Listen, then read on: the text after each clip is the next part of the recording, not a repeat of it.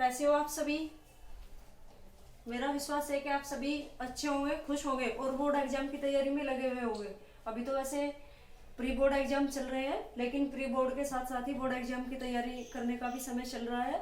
और आज हमारा यूपी बोर्ड 12th क्लास जो रस निर्धारित है उसका अंतिम रस शांत रस पढ़ाया जाएगा।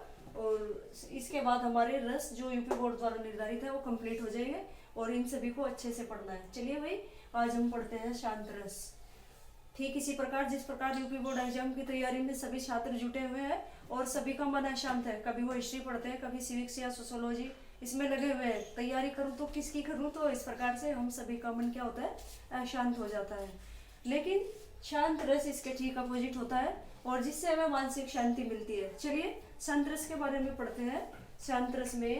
शांत रस किसे कहते हैं, क्या क्या उदाहरण हो सकते हैं और इसके स्थायी भाव, विभाव, अनुभाव क्या होते हैं, आइए पढ़ते हैं।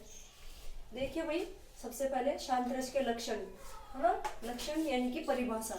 शांत रस की परिभाषा है जहाँ न तो सुख है, न दुख है और न कोई द्वेष यानी कि किसी से एक दूसरे से चिढ़ने की कोई भावना है। ठीक है।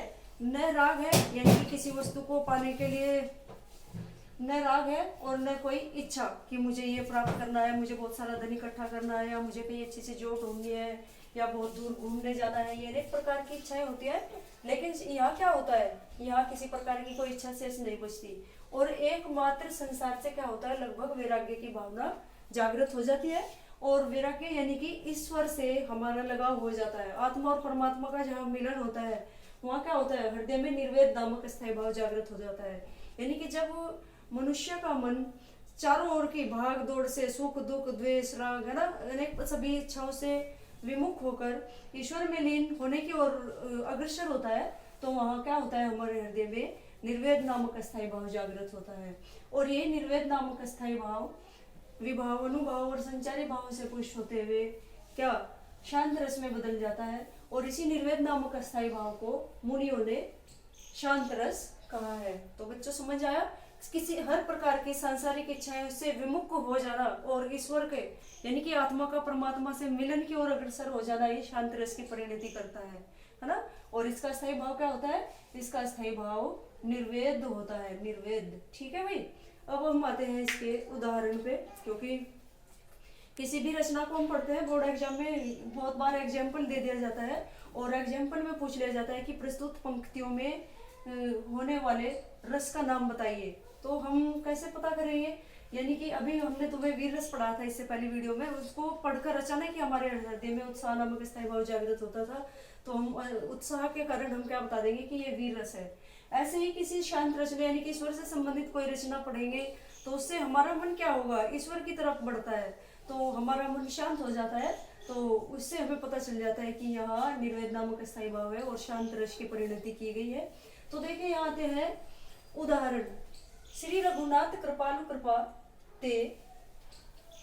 कृपाते संत स्वभाव गहोगो, जथा लाभ संतोष सदा कुछ सो कछु न चाहूंगो, पर हित निरत निरंतर मन क्रम वचन नियम निभूंगो। ये तुलसीदास जी की प्रसिद्ध रचना है और तुम सभी जानते हो कि तुलसीदास जी प्रभु श्री राम के भक्त थे और उनकी आराधना वो दास्य भाव से करते थे। सूरदास जी प्रभु श्री कृष्ण की भक्ति सखा भाव से करते थे, लेकिन ये दास्य भाव से करते थे। और क्या कहते हैं कि वह दिन कब आएगा जब मैं श्री रामचंद्र जी कृपा के सागर श्री रामचंद्र जी की कृपा से संतों के समान स्वभाव को धारण करूंगा। क्या कहते हैं तुलसीदास जी, प्रभु श्री राम को प्राप्त करने की प्रबल जिज्ञासा उनके मन में है और वो अपनी रचनाओं के माध्यम से क्या कहते हैं कि वह दिन कब आएगा जब मैं कृपा के सागर श्री रामचंद्र जी की कृपा से संतों के समान स्वभाव को धारण करूंगा।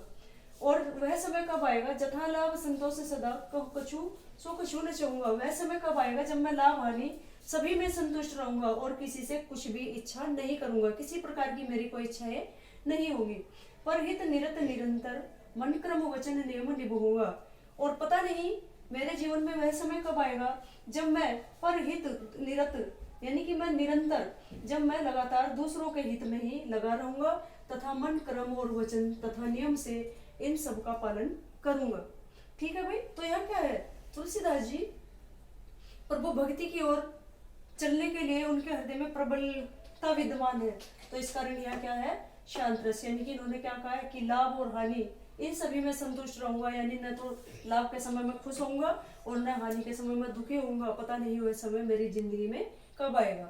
तो यहाँ क्या हुआ भाई, इन सभी पंक्तियों में क्या है, ईश्वर के प्रति जिन भी पंक्तियों को आप तुम पढ़ो और शांत रस से संबंधित पहचान है कि जिन पंक्तियों में पढ़ो जिनमें ईश्वर की आराधना भक्ति से संबंधित कोई भी पंक्तियां तुम पढ़ो तो उनमें सीधा तुम्हें शांत रस पे टिक करना है बोर्ड एग्जाम के लिए, ठीक है भाई, शांत रस पे।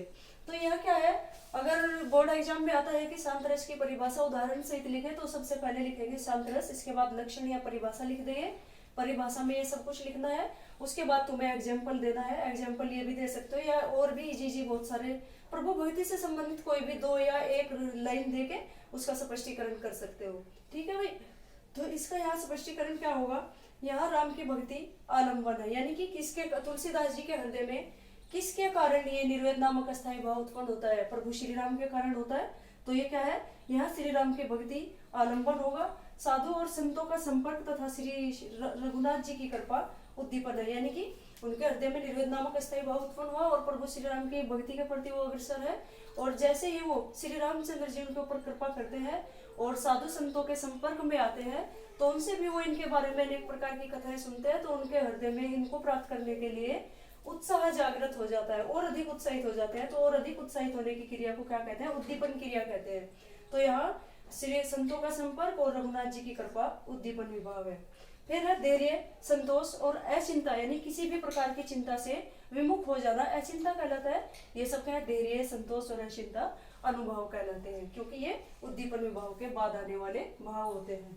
इसके बाद है निर्वेद, हर्ष। ये निर्वेद कहते हैं हर किसी भी प्रकार के कर्म से निवृत्ति, सिर्फ ईश्वर में ही प्रवृत्त हो जाना। निर्वेद, हर्ष यानी कि खुश होना, स्मृति ईश्वर का स्मरण करना आदि क्या है, ये संचारी भाव है। इस प्रकार यहाँ पर शांत रस की पूर्णतः परिपाक हुआ है। तो बोर्ड एग्जाम के लिए भाई ये तुम्हारे 5 रस निर्धारित थे, 5 के 5 रस इस वीडियो में अंतिम वीडियो में क्लियर हो गए हैं। इसके बाद कल हम पढ़ेंगे अलंकार, कल से अलंकार शुरू होंगे। तो इनमें अगर किसी सभी छात्र शुरू से लेकर अंतिम तक की 5 वीडियो डली हुई है, 5 के 5 वीडियो देख सकते हैं। इसमें कुछ अगर तुम कुछ सुझाव देना चाहते हो या कुछ कहना चाहते हो तो नीचे कमेंट बॉक्स में जाकर कमेंट कर सकते हो और हमें आप तुम्हारे कमेंट का इंतजार रहेगा, ठीक है भाई। और सभी छात्र इसको पढ़ें, सब्सक्राइब करना न भूलें, लाइक करें और बेल आइकन पर प्रेस करें। और अब कल से अगली वीडियो में अलंकार पढ़ाए जाएंगे।